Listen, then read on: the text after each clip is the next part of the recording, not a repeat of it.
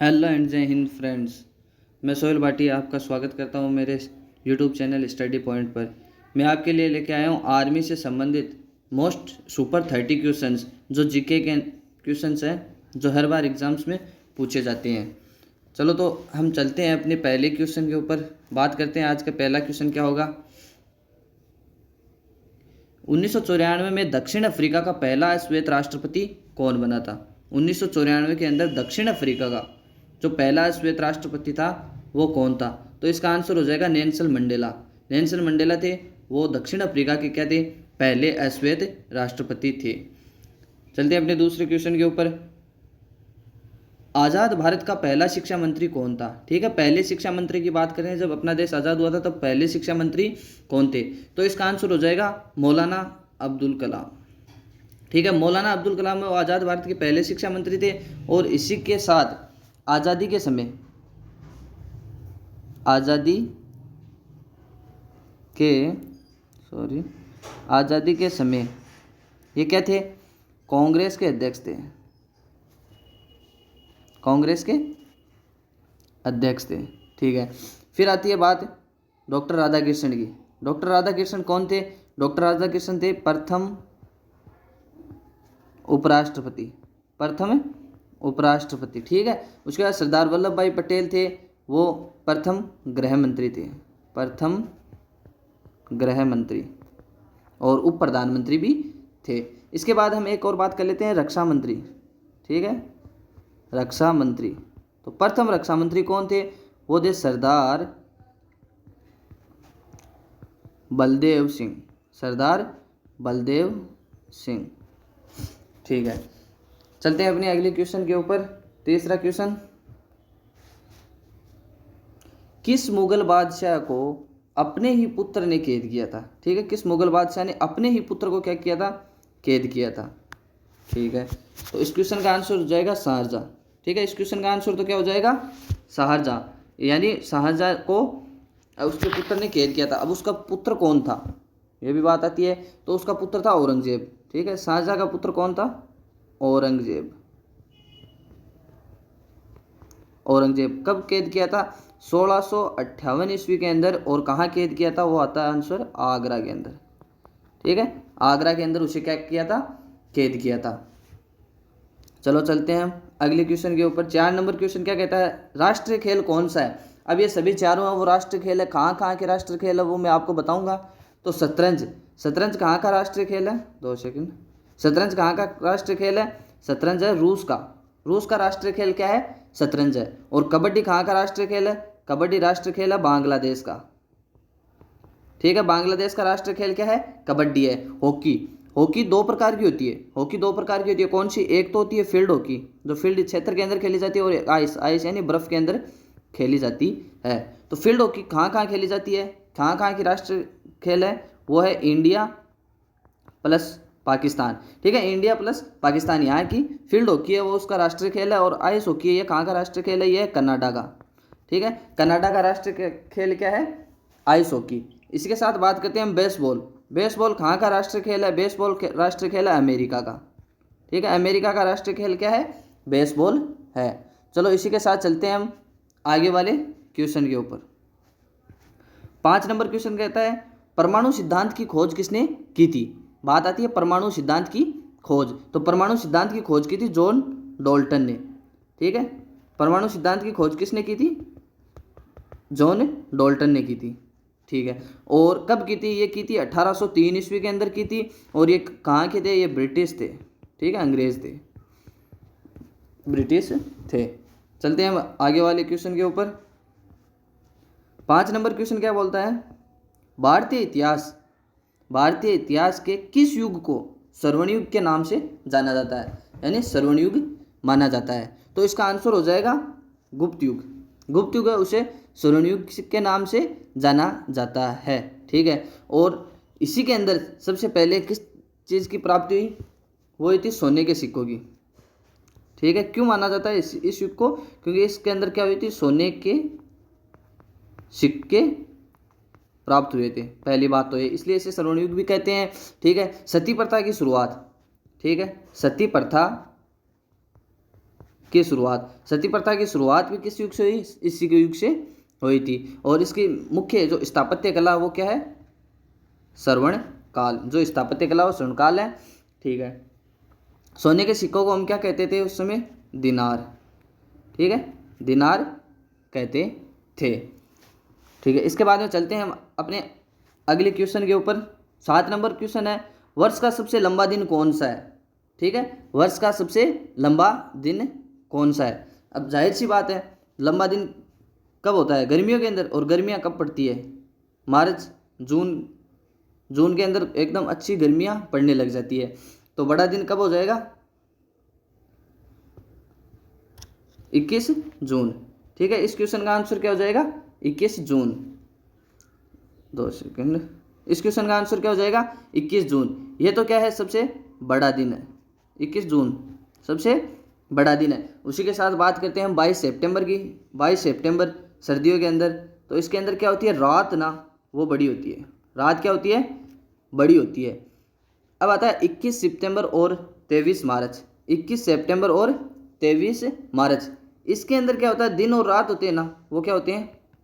बराबर होते हैं। ठीक है, दिन और रात क्या होते हैं? बराबर होते हैं। चलो चलते हैं अगले वाले क्वेश्चन में। राज्यसभा को कौन भंग कर सकता है? ये देखो बहुत ही इंपॉर्टेंट क्वेश्चन है, यानी जो क्वेश्चन हमें ऐसे घुमा फिरा कर देते हैं ना, उन क्वेश्चनों में से ये क्वेश्चन आता है। ठीक है, तो इस क्वेश्चन के अंदर देखो, राज्यसभा को कौन भंग करता है? एक तो होती है राज्यसभा और एक होती है लोकसभा। ठीक है, तो राज्यसभा वो एक स्थायी सदन है, तो उसे हम भंग नहीं कर सकते। ठीक है, स्थायी सदन होता है, उसे हम क्या नहीं कर सकते? भंग नहीं कर सकते। तो इसका आंसर क्या हो जाएगा? कोई नहीं। इसका आंसर क्या होता है? कोई भी नहीं, क्योंकि ये क्या होती है? राज्यसभा क्या होती है? स्थायी सदन होती है। ठीक है, स्थायी सदन होती है। ठीक है, और लोकसभा होता है वो क्या होता है? क्या होता है? अस्थायी सदन होता है। ठीक है, लोकसभा क्या होता है? अस्थायी सदन होता है। ठीक है, इसका कार्यकाल तो कितना होता है? 5 वर्ष होता है। ठीक है, और इसे हम क्या कर सकते हैं? लोकसभा को भंग भी कर सकते हैं। और कौन करता है इसको भंग? राष्ट्रपति। ठीक है, राष्ट्रपति के द्वारा इसे भंग किया जाता है। और जो राज्यसभा है, इसका कार्यकाल कितना होता है? 6 वर्ष होता है। ठीक है, राज्यसभा का कार्यकाल कितना वर्ष होता है? 6 वर्ष होता है। ठीक है, चलते हैं अब अपने अगले वाले क्वेश्चन 9 नंबर क्वेश्चन के ऊपर। 9 नंबर क्वेश्चन क्या कहता है? फ्रांस की राजधानी क्या है? ठीक है, फ्रांस की राजधानी क्या है? तो सभी की राजधानी, पहले हम मास्को से शुरुआत करते हैं। तो मास्को किसकी राजधानी है? तो सेकंड, मास्को किसकी राजधानी है? मास्को है रूस की। ठीक है, मास्को किसकी राजधानी है? रूस की। रूस की राजधानी क्या है? मास्को है। और इसकी मुद्रा क्या है? इसकी मुद्रा होती है रूबल। ठीक है, रूस की मुद्रा क्या है? रूबल। और मास्को राजधानी किसकी है? रूस की है। ठीक है, इसके बाद में बात करते हैं पेरिस। पेरिस जो अपने क्वेश्चन का आंसर है वो है फ्रांस। फ्रांस की राजधानी क्या है? पेरिस है। और इसकी मुद्रा क्या होती है? यूरो। यूरो इसकी क्या होती है? मुद्रा होती है। लंदन, लंदन किसकी राजधानी है? इंग्लैंड की। इंग्लैंड की राजधानी क्या है? लंदन। और इसकी मुद्रा क्या होती है? पाउंड। ठीक है, पाउंड इसकी क्या होती है? मुद्रा होती है। उसी प्रकार रोम, रोम की राजधानी क्या है? इटली। ठीक है, रोम की राजधानी क्या है? इटली। और इसकी भी मुद्रा क्या होती है? यूरो। यानी फ्रांस और इटली की मुद्रा क्या है? यूरो है। ठीक है, अब हम बात करते हैं इस क्वेश्चन के अंदर, जैसे मास्को है, तो ये मास्कोवा, मास्कोवा, मास्कोवा नदी के किनारे बसा हुआ है मास्को शहर। ठीक है, पेरिस है वो सीन नदी के किनारे बसा हुआ है। पेरिस किस किनारे बसा हुआ है? सीन नदी के किनारे बसा हुआ है। और लंदन है वो टेम्स नदी के किनारे बसा हुआ शहर है। और रोम की बात करते हैं तो ये है टाइबर। ठीक है, टाइबर नदी के किनारे बसा हुआ है।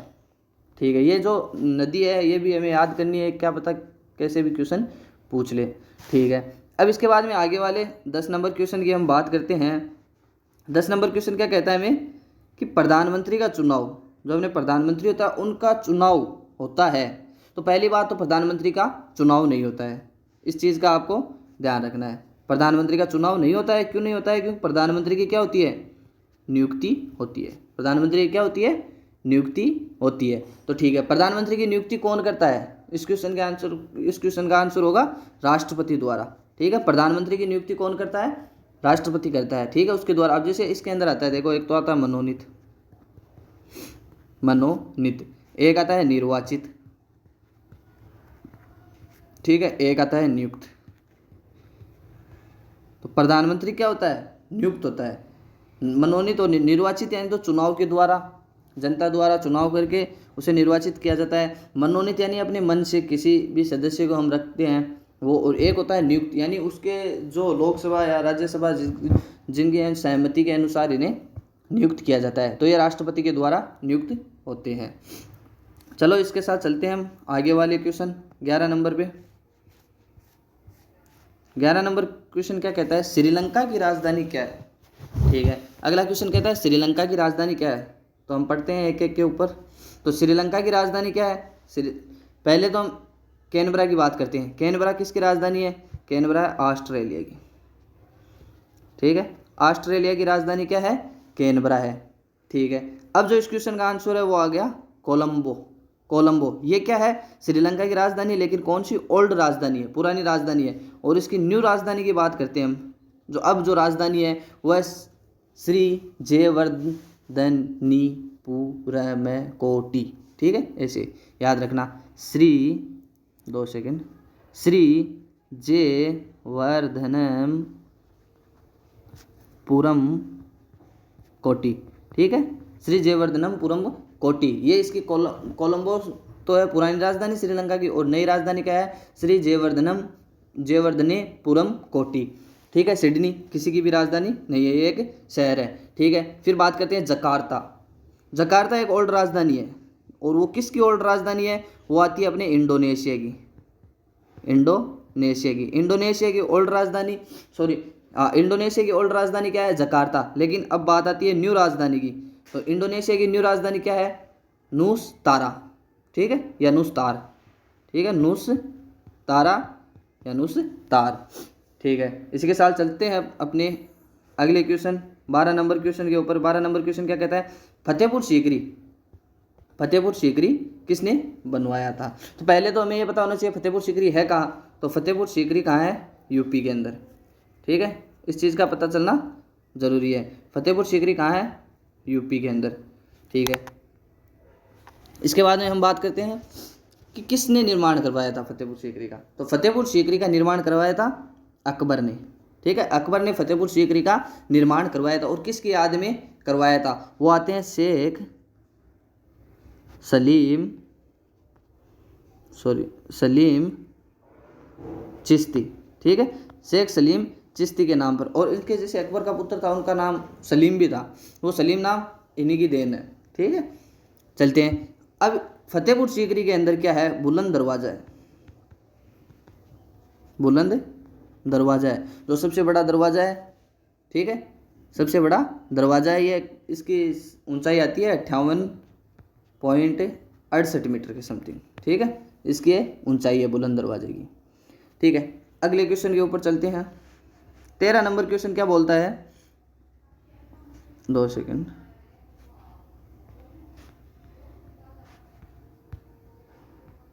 तेरह नंबर क्वेश्चन क्या बोलता है?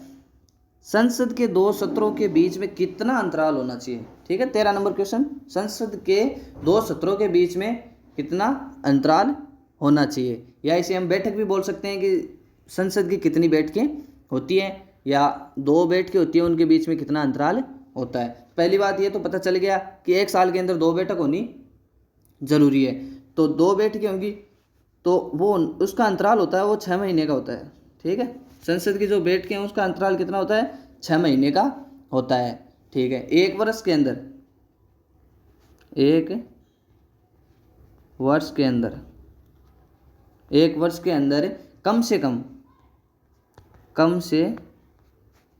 कम कितनी बैठकें? 2 बैठकें होना जरूरी है, ठीक है। 1 वर्ष के अंदर कम से कम 2 बैठकें होना जरूरी है। चलते हैं अगले क्वेश्चन में। 14 नंबर क्वेश्चन क्या बोलता है कि गरबा कहाँ का लोक नृत्य है? गरबा कहाँ का लोक नृत्य है? तो गरबा, पहले तो इस क्वेश्चन के आंसर चलते हैं। गुजरात का लोक नृत्य क्या है? गरबा है, ठीक है, गरबा है। राजस्थान की बात करते हैं तो राजस्थान के अंदर आ जाता है जैसे घूमर,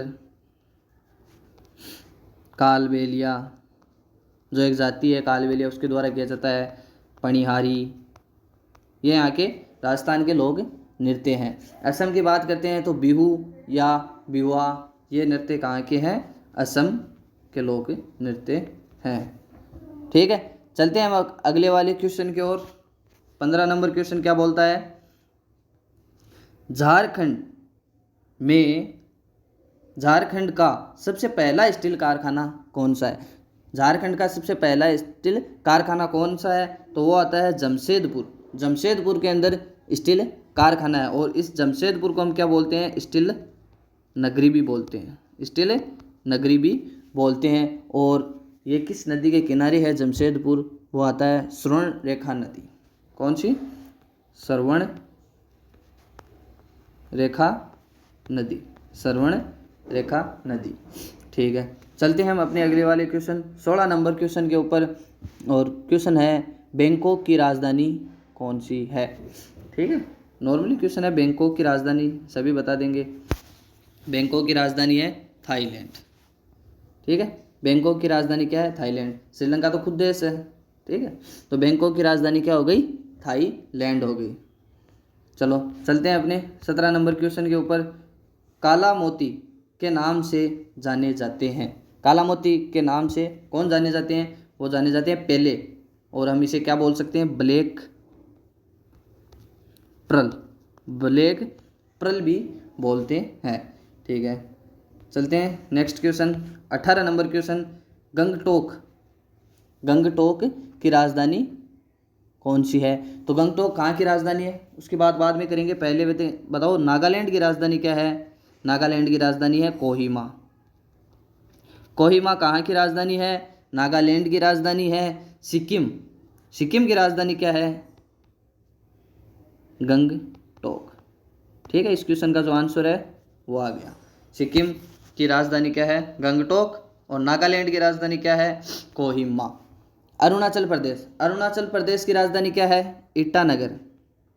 अरुणाचल प्रदेश की राजधानी है ईटानगर। ठीक है, और इसी के साथ हम बात करते हैं, ये सूर्योदय का देश भी है। इसे हम सूर्योदय का देश भी बोलते हैं। किसे? अरुणाचल प्रदेश को सूर्योदय का देश। ठीक है, सूर्योदय का देश भी बोलते हैं। और मध्य रात्रि का देश किसे बोलते हैं? मध्य रात्रि का देश किसे बोलते हैं? वो बोलते हैं नॉर्वे को। ठीक है, नॉर्वे को बोलते हैं मध्य रात्रि का देश भी हम बोलते हैं। इसके बाद में चलते हैं हम अपने 19 नंबर क्वेश्चन। चाय मुख्यतः पाई जाती है। चाय किस क्षेत्र में पाई जाती है? नदी के किनारे चाय का उत्पादन होता है, या उपजाऊ मैदान होते हैं उसमें होता है, या पहाड़ी ढलानों में होता है? इनमें से कोई नहीं। तो इस क्वेश्चन का आंसर हो जाएगा पहाड़ी ढलानों में। ठीक है, पहाड़ी ढलाने जो पहाड़ी क्षेत्र होते हैं ना, वहाँ के ऊपर चाय का मुख्यतः उत्पादन किया जाता है। ठीक है, चलते हैं अपने अगले वाले क्वेश्चन पर। इनमें से कौन सी जोड़ी गलत है? इनमें से कौन सी जोड़ी गलत है? अब इसके अंदर एक मुख्य चीज़ है, जैसे ये किससे क्या जो चीज़ है वो किससे संबंधित है, पहले तो हमें ये पता होना चाहिए। तो चलो बात करते हैं। पहली बात कि पारादीप एक क्या है? बंदरगाह है। पारादीप एक क्या है? बंदरगाह है। ठीक है, तो ये कहाँ पर है ये बंदरगाह? उड़ीसा के अंदर है। ठीक है, मीनाक्षी मंदिर आंध्र प्रदेश, ये क्वेश्चन यहाँ पर एक तो मुझे गलत लग रहा है। मंगलोर कर्नाटक में। ठीक है, कांडला गुजरात में। ठीक है, तो इसका क्वेश्चन का आंसर क्या हो जाएगा? मीनाक्षी मंदिर उत्तर प्रदेश। ये तीनों बंदरगाह से संबंधित है। ठीक है, ये इसके अंदर अलग हो गया। चलते हैं हम अपने अगले वाले क्वेश्चन 21 नंबर क्वेश्चन के ऊपर। 22। IMA स्थित है। IMA कहाँ स्थित है? तो IMA कहाँ स्थित है? पहली बात तो IMA की फुल फॉर्म IMA ये भी पता होना चाहिए हमें। ठीक है, भारतीय सैन्य अकादमी, या इंग्लिश में बोलते हैं तो इंडियन मिलिट्री एकेडमी। ठीक है, भारतीय सैन्य अकादमी। ठीक है, IMA की फुल फॉर्म। अब ये कहाँ स्थित है? यह है देहरादून। और देहरादून कहाँ है? देहरादून है उत्तराखंड। उत्तराखंड की राजधानी क्या है? देहरादून है। चलो एक बात और कर लेते हैं हम, जैसे national defence academy NDA, national defence academy NDA, ये कहाँ पर है? यह है खड़गवासला। कहाँ? खड़गवासला। ठीक है, खड़गवासला में कौन स्थित है? एनडीए। और आईएमए कहाँ स्थित है? वो है देहरादून के अंदर। ठीक है, इसके बाद में हम बात करते हैं नेक्स्ट क्वेश्चन के ऊपर। चलते हैं 23 नंबर क्वेश्चन। बगीचों का शहर कहा जाता है? बगीचों का शहर कहा जाता है, किसे कहा जाता है बगीचों का शहर? इसका आंसर हो जाएगा बेंगलोर। बेंगलोर को क्या कहते हैं हम? बगीचों का शहर कहते हैं। बगीचों का शहर किसे कहते हैं हम? बेंगलोर को। ठीक है, चलते हैं हम अब अगले वाले क्वेश्चन 24 नंबर क्वेश्चन। क्या बोलता है 24 नंबर क्वेश्चन? जैन धर्म के प्रवर्तक, इसे हम प्रवर्तक भी बोल सकते हैं या संस्थापक भी बोल सकते हैं। ठीक है, कुछ भी आ सकता है। ठीक है, प्रवर्तक भी आ सकता है और संस्थापक भी आ सकता है। संस्थापक। ठीक है, तो जैन धर्म के प्रवर्तक या संस्थापक कौन है? वो है महावीर स्वामी। महावीर स्वामी है वो जैन धर्म के क्या है? प्रवर्तक या संस्थापक है। चलो इसी की बात करते हैं हम आगे कि केवल्य एक तो ये आ गया, एक आ गया जिन, निर्गंध और अरहत। ये क्या है? ये जो महावीर स्वामी है ना, उनके क्या है? उपनाम है। ठीक है, उपनाम है। और 24 इनके क्या है? तीर्थकर है। कितने हैं? 24वें। ये 24वें क्या है? तीर्थकर है। चलो चलते हैं हम अपने अगले 25 नंबर क्वेश्चन की बात करते हैं। तो 25 नंबर क्वेश्चन क्या कहता है? जब चंद्रमा पृथ्वी और सूर्य के बीच में आ जाता है तो उस समय किस प्रकार का ग्रहण होता है? ठीक है, तो ये देखो मैं आपको बताता हूँ कि जब चंद्रमा, यहाँ चंद्रमा है, ठीक है, पृथ्वी और सूर्य के बीच में, यहाँ पृथ्वी मान लो, यहाँ सूर्य मान लो, अब इनके बीच में आ गया तो उस समय किस प्रकार का ग्रहण पाया जाता है? तो स्पष्ट सी बात है, मान लो ये पृथ्वी है, ये चंद्रमा है, ये सूर्य है। अब चंद्रमा बीच में आ गया और पृथ्वी के ऊपर सूर्य का प्रकाश नहीं गिरेगा, तो प्रकाश नहीं गिरेगा तो स्पष्ट सी बात है सूर्य ग्रहण होगा। स्पष्ट सी बात है ये तो कि सूर्य ग्रहण होगा। तो इसके अंदर जैसे क्वेश्चन आ जाए चंद्र ग्रहण कब होता है, तो चंद्र ग्रहण मान लो यहाँ पर चंद्रमा आ गया, यहाँ पर पृथ्वी आ गई, तो इसके ऊपर इधर से प्रकाश गिरेगा तो ये हो जाएगा चंद्र ग्रहण। ठीक है, चलते हैं अपने अगले वाले क्वेश्चन के ऊपर। 26 नंबर क्वेश्चन क्या बोलता है? असम की राजधानी क्या है? मोस्ट इंपोर्टेंट, राजधानी से संबंधित भी क्वेश्चन अच्छे से पूछे जाते हैं। ठीक है, तो असम की राजधानी आ गए हम। अब इसके अंदर एक एक की राजधानी देख लेते हैं। अगरतला, कहाँ की राजधानी है अगरतला? त्रिपुरा। त्रिपुरा की राजधानी क्या है? अगरतला। कोहिमा, अभी मैंने आपको बताया नागालैंड। ठीक है, नागालैंड। कोहिमा कहाँ की राजधानी है? नागालैंड की राजधानी है। तो असम की राजधानी की बात करते हैं तो दिसपुर राजधानी किसकी है? असम की है। और शिलांग राजधानी किसकी है? मेघालय की। मेघालय की राजधानी क्या है? मेघालय की राजधानी क्या है? शिलांग। चलो ठीक है, हम बात करते हैं असम। असम किस नदी के किनारे बसा हुआ शहर है? असम है ब्रह्मपुत्र नदी के किनारे बसा हुआ शहर कौन सा है? असम। और इसी के अंदर जैसे दो शहर और आते हैं, एक तो आता है गुवाहाटी और एक आता है डिब्रूगढ़, जो इसके किनारे बसा हुआ है। और ब्रह्मपुत्र नदी है ना, इसके ऊपर सबसे बड़ा द्वीप माजुली द्वीप। ठीक है, सबसे बड़ा द्वीप कौन सा है? माजुली द्वीप बना हुआ है। ठीक है, चलते हैं इसी के साथ हम अगले क्वेश्चन के ऊपर। 27 नंबर क्वेश्चन, महाराष्ट्र के किस स्थान पर परमाणु ऊर्जा केंद्र है?